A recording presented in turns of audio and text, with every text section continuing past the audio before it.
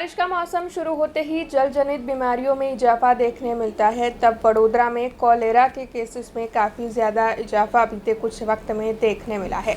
आपको बता दें कि अब तक कॉलेरा के 19 केस रिपोर्ट हो चुके हैं, जिसमें से कल तक 14 मरीज रिकवर हुए हैं, ऐसी जानकारी सामने आई है।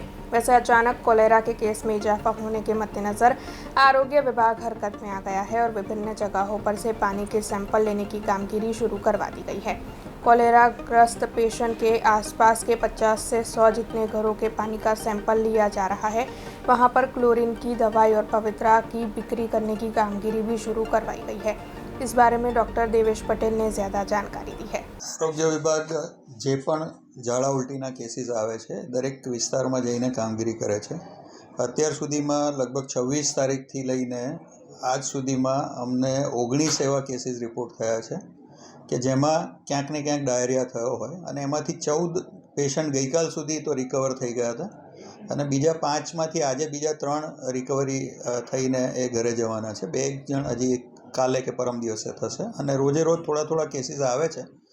જ્યાં જ્યાં કેસ આવે ત્યાં અમે જઈને 1-to-1 કામગીરી કરીએ છીએ। જે તે કેસ હોય એની આજુબાજુના 50થી 100 ઘરનો સર્વે કરવામાં આવે છે।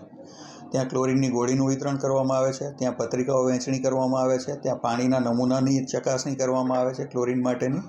અને જ્યાં ક્લોરીન ના જણાય કે જ્યાં કોઈ બીજો કોઈ પ્રશ્ન પાણીને લગતો જણાય તો પાણી પુરવઠા વિભાગ જોડે સંકલન કરી એમાં જરૂર મુજબ પગલાં લેવામાં આવે છે। જેમ કે જો બહુ મોટું કન્ટેમિનેશન કે એવું દેખાતું હોય તો ત્યાં ટેન્કરથી પાણી સપ્લાય કરવામાં આવે લાઇન કટ કરીને, અને ના હોય ને નાનું મોટું કરેક્શન હોય તો ઇમિડિયેટલી કરવામાં આવે છે। કોલેરા જે મહામારી તરીકે ઓળખાય છે એ 1800ની સાલમાં જ્યારે કોઈ દવાઓ ઉપલબ્ધ નથી, જ્યારે એમાં આપણી પાસે કોઈ વ્યવસ્થાઓ નથી, ત્યારે એ ખરેખર મહામારી હતી।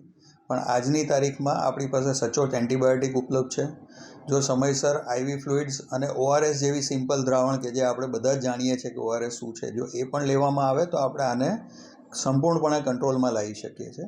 ગંભીર કિસ્સામાં પણ એન્ટીબાયોટિક આપવાથી 2 કે 3 દિવસમાં માણસ સારો થઈ જાય છે। એટલે ગભરાવાની જરૂર નથી, પણ સાવચેતી એટલી રાખવી પડે કે પીવાનું પાણી શક્ય હોય ત્યાં સુધી ગરમ કરીને ઉકાળીને પીવું। અને બહાર ખાણીપીણીનું અત્યારે એટલીસ્ટ 3 મહિના તો આપણે ધ્યાન રાખવું જ જોઈએ કે ગમે ત્યાં આપણે જઈને પાણીપુરી કે કોઈ પણ જાતની ખુલ્લી જગ્યાઓમાં ખોરાક આપણે લઈએ નહીં। अब खबरों से लगातार अपडेट रहना हुआ आसान। BRG न्यूज आपके मोबाइल स्क्रीन पर। आज ही BRG न्यूज की mobile app Google play store और ऐप स्टोर से डाउनलोड करें और खबरों से लगातार जुड़े रहें।